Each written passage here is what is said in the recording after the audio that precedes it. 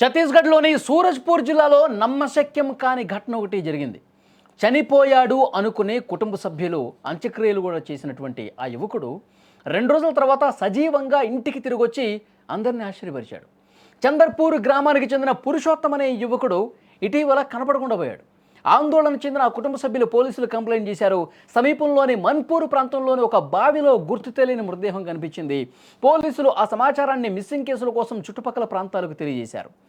పురుషోత్తం కుటుంబ సభ్యులు ఆ మృతదేహాన్ని చూసి అది పురుషోత్తందే అని పొరపాటున వాళ్ళు భావించారు.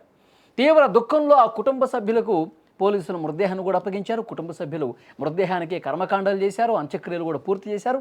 తమ కుమారుడు చనిపోయాడని భావించి సంతాపంలో మునిగిపోయారు. చాలా బాధకి గురైనటువంటి పరిస్థితి. అంత్యక్రియలు అట్లా జరిగాయో లేదో 2 రోజులకే పురుషోత్తం ఇంటికి వచ్చాడు. అతను అంబికాపూర్లోని ఓ బంధువుల ఇంట్లో ఉన్నట్లు తెలిసి కుటుంబ సభ్యులు అతన్ని ఇంటికి తీసుకొచ్చారు. పురుషోత్తం సజీవంగా తిరిగి రావటాన్ని చూసి కుటుంబ సభ్యులు, గ్రామస్తులు ఆశ్చర్యంతో పాటు ఆనందానికి కూడా లోనైనటువంటి పరిస్థితి. అంత్యక్రియలు నిర్వహించిన ఆ మృతదేహం ఎవరిది అనే ప్రశ్న ఇప్పుడు పోలీసుల ముందుకు వచ్చింది. పోలీసులు ఇప్పుడు చనిపోయిన వ్యక్తిని గుర్తించే పనిలో పడ్డారు. మృతదేహానికి సంబంధించిన DNA నమూనాలు, వేలిముద్రలు, వస్తువులను భద్రపరిచామని, అసలు మృతుడిని గుర్తించేందుకు విచారణ జరుగుతోందని పోలీసులు చెప్తా ఉన్నారు. కానీ ఆ మృతదేహాన్ని ఆ కుటుంబ సభ్యులకు అప్పగించేటప్పుడు ఇది వాళ్ళదా కాదా అని చెప్పి టెక్నికల్గా నిర్ధారణ ఎందుకు చేసుకోలేదని చెప్పి పోలీసుల మీద కూడా విమర్శలు వస్తూ ఉన్నాయి.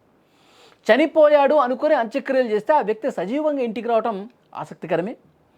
అయితే ఇప్పుడు ఆ మృతదేహం వీళ్ళు తమ కుటుంబ సభ్యుడిదే అని చెప్పి అంత్యక్రియలు చేశారు.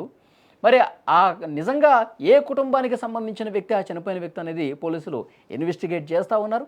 అక్కడ సమీపంలో ఉన్నటువంటి పోలీస్ స్టేషన్స్లో ఈ మధ్య కాలంలో నమోదైనటువంటి మిస్సింగ్ కేసులు ఏవైతే ఉన్నాయో వాటిని మళ్ళీ మొదటి నుంచి రీచెక్ చేస్తూ ఉన్నటువంటి పరిస్థితి ఉంది. అతను బావిలో దొరికినప్పుడు, ఆ మృతదేహం దొరికినప్పుడు ఆ ఫోటోలు తీశారు, వీడియోలు కూడా ఉన్నాయి. సో అతని ఆ ఫోటోలు, వీడియోలు ఆధారంగా గతంలో నమోదైన మిస్సింగ్ కేసులకు సంబంధించి కుటుంబ సభ్యులు ఒక్కొక్కరిని పిలుస్తూ ఉన్నారు. పిలిచి ఇన్వెస్టిగేట్ చేసి నిజంగా అతను ఏ కుటుంబానికి సంబంధించిన వ్యక్తి, ఎవరి మనిషి, అతను పేరేంటి, ఇవన్నీ కూడా ప్రస్తుతం ఇన్వెస్టిగేషన్లో బయటకు వచ్చే అవకాశం కనిపిస్తుంది.